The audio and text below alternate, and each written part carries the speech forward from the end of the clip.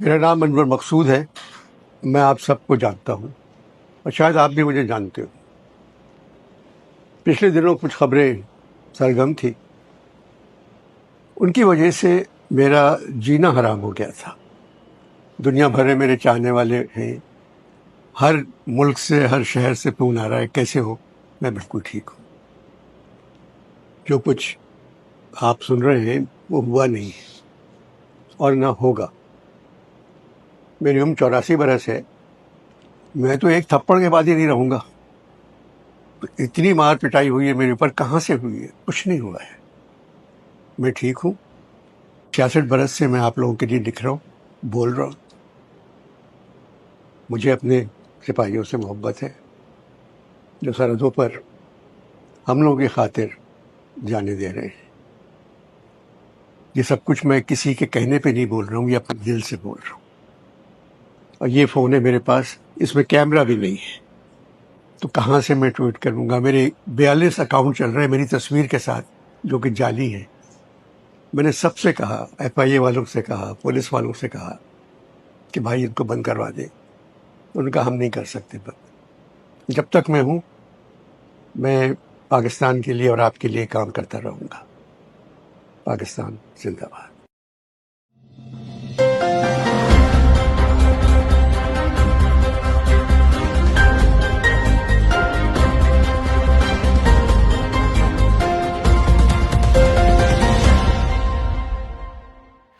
بسم اللہ الرحمن الرحیم. السلام علیکم. ابرار رشید آپ کی خدمت میں حاضر ہے. ویڈیو کے آغاز میں ہی آپ نے یہ کلپ دیکھ لیا ہوگا. ان کا تعارف کروانا میرا خیال ہے سورج کو چراغ دکھانے کے مترادف ہوگا.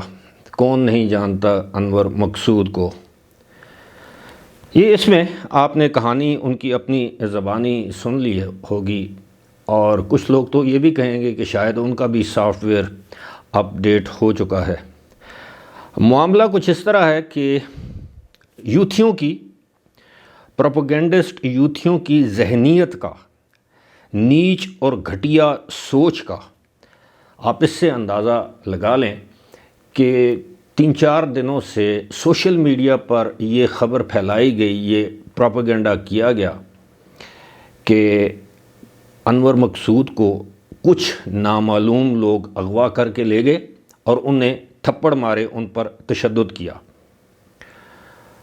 اب اس کی وجہ یہ بتائی گئی کہ عام طور پر آپ نے دیکھا ہے کہ یہ طنز و مزاح سے بھرپور نشتر چلاتے ہیں. اسٹیبلشمنٹ ہو، ہماری جوڈیشری ہو، سیاستدان ہوں، ان کا ایک اپنا مخصوص انداز ہے. اور اس طرح کے لوگ کسی بھی ملک کا سرمایہ ہوتے ہیں. پتہ نہیں کیا وجہ ہے کہ ہم طنز کو، تنقید کو برداشت نہیں کر پاتے اور اپنے آپ کو ہم عقل کل سمجھتے ہیں. پوری دنیا میں طنز جو ہے وہ ایسا بھی میں نے دیکھا ہے.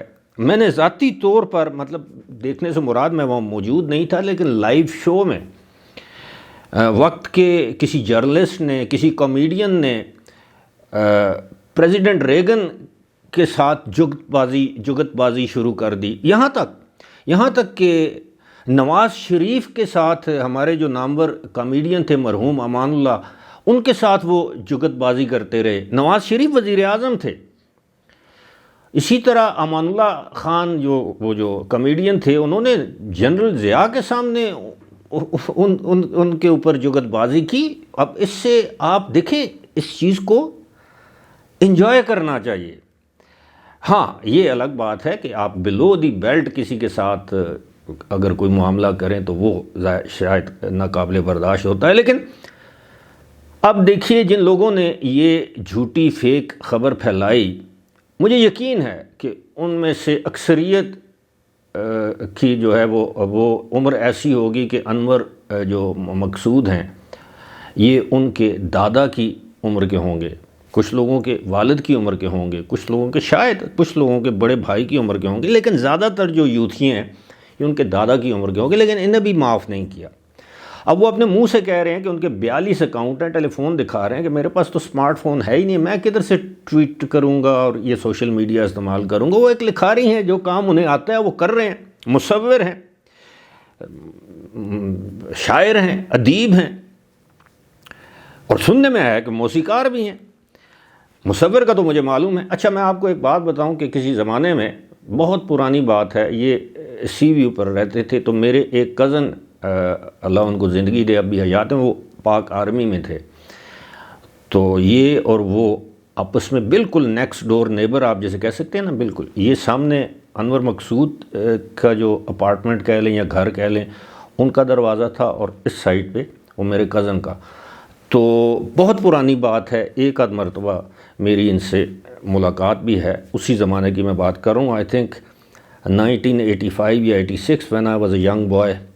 خیر، تو یہ اب دیکھیں، یہ ان کو پھر یہ وضاحت دینا پڑی کہ جناب میرے ساتھ تو کوئی ظلم نہیں ہوا، کون سنگ دل ہوگا، ایسے پتھر دل کا انسان اس پاکستان میں کون ہوگا جو کہ اگر دشمن بھی ہو اور اس کے ساتھ اس طرح سلوک کرے، اتنے عمر رسیدہ شخص کے ساتھ، اتنی بڑی شخصیت کے ساتھ، جو کہ ہمارا اثاثہ ہیں، لیکن اپنے ذاتی مفادات، مقاصد کے لیے، ویوز کے لیے، لائکس کے لیے، یا اپنی پارٹی کے مفادات کے لیے، کیونکہ یہ یوتھیا بریگیڈ یہ سمجھتی ہے کہ انور مقصود کا جھکاؤ عمران خان یا پاکستان تحریک انصاف کی جانب ہے، یہ ان کی ذاتی سوچ ہے، خواہش ہے، رائے ہے، ہم اس کا احترام کرتے ہیں۔ یہ کسی بھی انسان کا، پاکستانی شہری کا یہ حق ہے، وہ کسی بھی سیاسی جماعت کو سپورٹ کرے نہ کرے۔